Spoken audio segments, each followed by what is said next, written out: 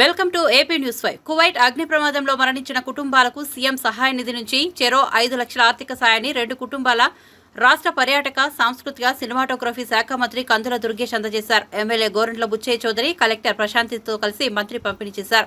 ఈ సందర్భంగా మంత్రి కందుల దుర్గేష్ మాట్లాడుతూ ఇటీవల కువైట్లో దేశంలో జరిగిన అగ్ని ప్రమాదంలో మృతి చెందిన జిల్లాకు చెందిన ముల్లేటి సత్యనారాయణ, మీసాల ఈశ్వరుడు కుటుంబ సభ్యులను వ్యక్తిగతంగా కలిసి మృతులకి నివాళులు అర్పించడం జరిగిందన్నారు. జూన్ 12న కువైట్లోని 7 అంతస్తుల భవనంలోని వంటగదిలో జరిగిన ప్రమాదంలో మృత్యువాత పడినట్లు తెలిపారు. రాష్ట్ర ముఖ్యమంత్రి, ఉప ముఖ్యమంత్రి ఇంటికి వెళ్లి మనోధైర్యం కల్పించాలని పేర్కొనడం జరిగింది. వారి ఇంటికి స్వయంగా వెళ్లి పరామర్శించి ప్రభుత్వం తరపున ఆదుకుంటామని హామీ ఇచ్చామన్నారు.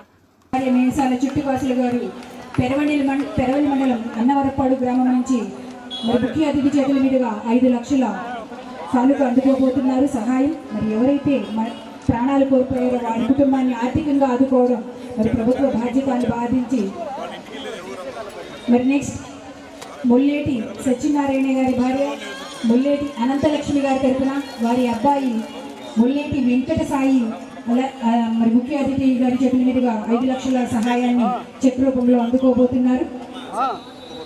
వీరిది కూడా పెరవలి మండలం కండవెల్లి గ్రామం.